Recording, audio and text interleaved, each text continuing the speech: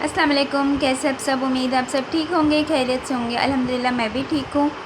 आज मैंने अपना व्लॉग मॉर्निंग से स्टार्ट किया है। मैंने सोचा अपनी डेली रूटीन जो होती है मेरी रोज़ की, मैं वो आपके साथ शेयर करूँ। इंशाल्लाह उम्मीद आप लोगों को पसंद आएगी।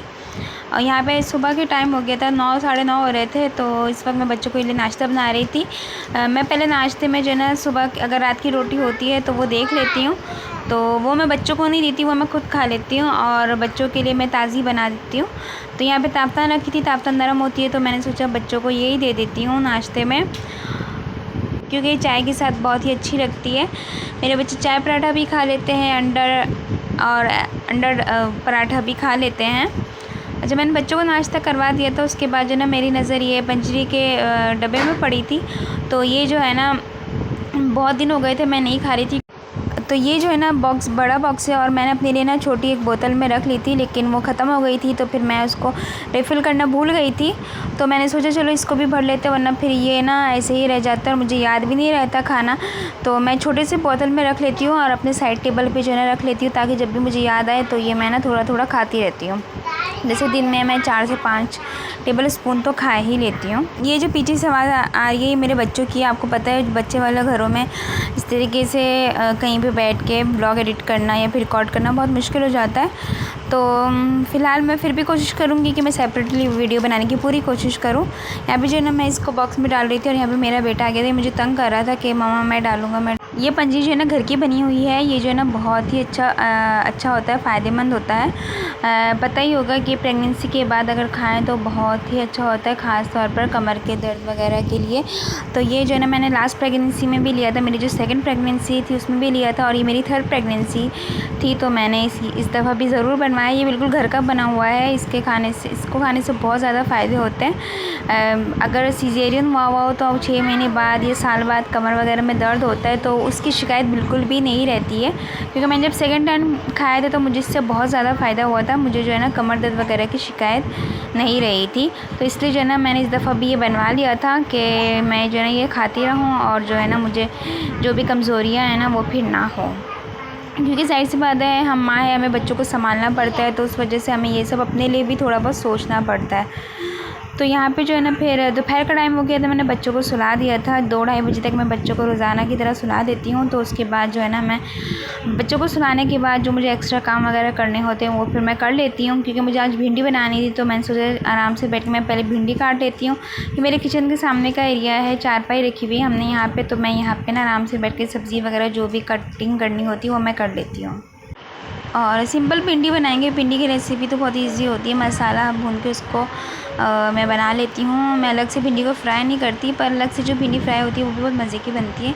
लेकिन इसी तरीके से अगर मैं भिंडी बना दी तो घर में वैसे ही सब बहुत शौक़ से खाते हैं, क्योंकि भिंडी काफ़ी दिन हो गए थे तो मैंने लास्ट टाइम बना दी, तभी बहुत मज़े की बनी थी, तो इसलिए फिर दोबारा ले आए थे।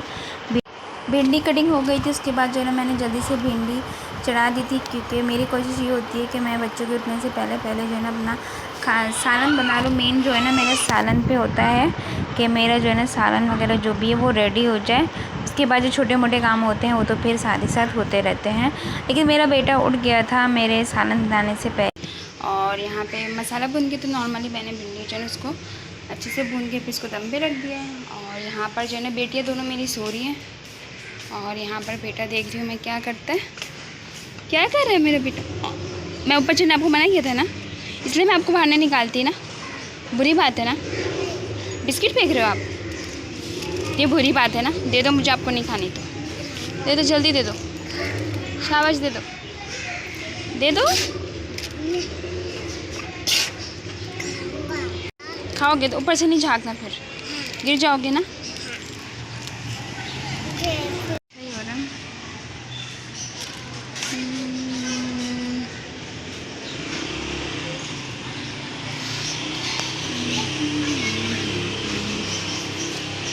कहाँ है? नमाज़ पढ़ने गए थे ना, लाइला पढ़ने गए थे, कहाँ रखी थी फिर आके? देखो शाबाश, जल्दी से। कमरे में होगी, नहीं यहाँ पे नहीं होगी, कमरे में होगी, देख के आओ। और यहाँ पे बिल्ला सो रहा है। हमारे घर में 2 बिल्ले हैं, यहाँ पे ये सो रहा है और दूसरा जो है ये बैठा है।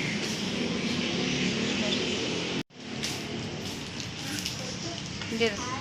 फिर पूरी बिस्किट खाना, ये नहीं कि चॉकलेट खा के फेंक दिया। पूरी खाओगे ना बाबा? ये बिस्किट मैं खा लूँ? क्यों?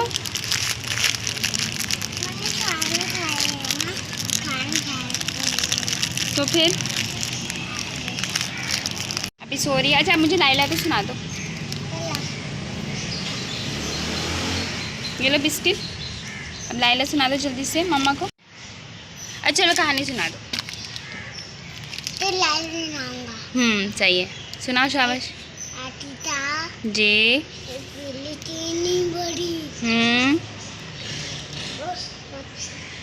तो जब होता है ना उसको खा जाता है। अच्छा फिर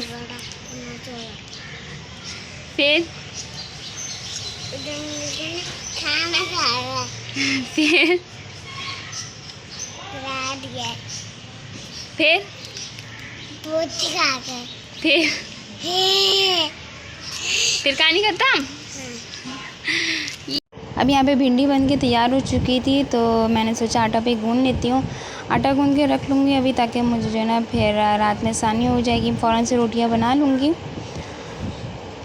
और यहाँ पे जो है ना हस्बैंड आइसक्रीम ले आए थे, उनसे बच्चों ने आइसक्रीम मंगवाई थी, तो मैंने अपने लिए भी मंगवा ली थी एक। मैं आइसक्रीम इंजॉय कर रही थी। आप लोगों को मेरे ब्लॉग कैसे लगे ज़रूर बताइएगा कमेंट बॉक्स में। चैनल को लाइक कीजिएगा, शेयर कीजिएगा, सब्सक्राइब कीजिएगा, दुआ में याद रखिएगा। इंशाल्लाह दोबारा आऊँगी एक नए ब्लॉग के साथ। तब तक के लिए अल्लाह हाफ़िज़।